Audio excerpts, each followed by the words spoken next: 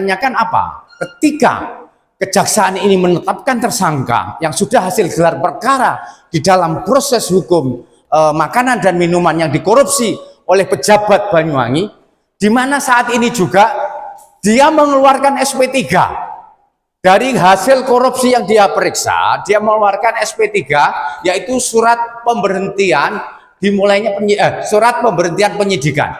Ini yang lucu sekali. Kenapa kejaksaan yang menjadikan tersangka tiba-tiba memberhentikan dengan SP3 dengan alasan katanya uang korupsi dikembalikan? Loh, enak banget. Ini nanti akan menjadi satu proses hukum yang sangat luar biasa. Jadi lucu sekali. Karena apa? Karena ini akan menjadi jurisprudensi, di mana pengadilan Banyuwangi kalau sampai nanti memenangkan kejaksaan dengan mengeluarkan SP3, akan sebuah contoh semua hakim yang ada di Indonesia bahwa telah terjadi di Banyuwangi orang yang sudah korupsi uang negara, uangnya rakyat, dibebaskan atau diberhentikan dan tidak ditangkap dalam 2 tahun ini. Maka dari itu saya tadi sebagai saksi, karena saya tahu saksi persis bahwa waktu saya dalam penjara ditengok oleh Pak Kajari, Pak Rowi yang menetapkan tersangka saat itu. Banyak yang tidak saya buka dalam rahasia-rahasia perkataan dan omongan saya dengan Pak Rowi saat jenguk. Karena apa? Kalau tak buka, tak beber semua, malu semua pejabat yang ada di Banyuwangi.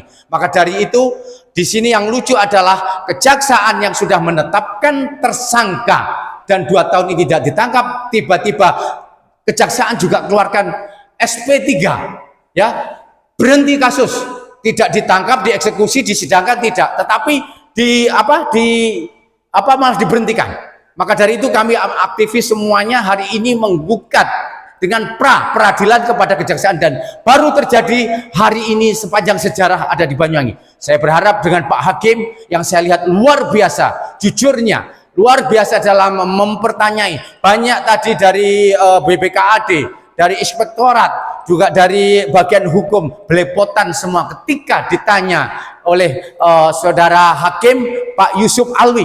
Saya minta tolong, tadi saya ditanya, saya pesan kepada Pak Hakim, karena peradilan hukum yang ada di Banyuwangi carut marut, saya 3 kali menjadi korban kriminalisasi. Saya mohon benar-benar ditegakkan hari ini hukum yang ada di Banyuwangi. Saya yakin Hakim Pak Yusuf Alwi ini yang baru 2 bulan tugas di sini akan membuat perubahan. Dia tadi juga bilang, walaupun saya orang luar, saya datang di Banyuwangi, saya juga akan merawat Banyuwangi, membangun Banyuwangi dengan baik. Maka dari itu hasil sidang ini tadi, sidang sampai jam 9, sampai malam ini jam 7:15 baru selesai. Ini karena kita maraton, karena hari Senin sudah ada putusan-putusan, dan saya menunggu putusan dengan kejujuran hakim sesuai dengan proses hari ini, bahwa SP3 hari tidak akan memberhentikan korupsi yang sudah dilakukan oleh saudara pejabat yang ada di Banyuwangi atau yang bernama Pak Nafil Huda. Terima kasih. Semoga peradilan kejaksaan yang kita lakukan dengan para aktivis yang ada di Banyuwangi menjadi tolak ukur, dan hasilnya apa putusan hakim nanti menjadi jurisprudensial sebagai contoh, sebagai tolak ukur bahwa hakim di sini benar-benar menegakkan kebenaran bahwa orang yang korupsi karena mengembalikan uangnya yang hasil korupsi diberhentikan atau tidak diproses.